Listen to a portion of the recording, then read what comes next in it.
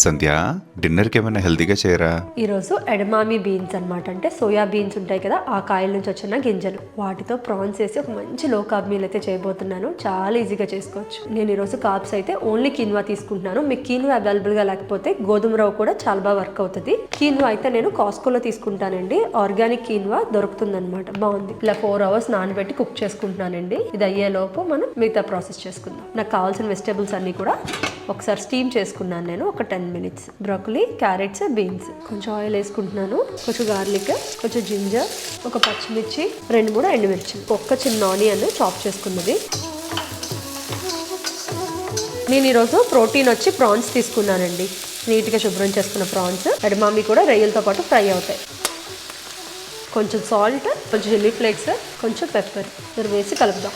కావాలంటే మీరు ప్రాన్స్ సపరేట్గా, ఎగ్స్ సపరేట్గా అన్నీ ఫ్రై చేసుకోవచ్చండి. కానీ ఏం పర్వాలేదు, ఇలా కూడా టేస్ట్ చాలా బాగుంటుంది. మీకు టైం సేవ్ అవుతుంది అనమాట.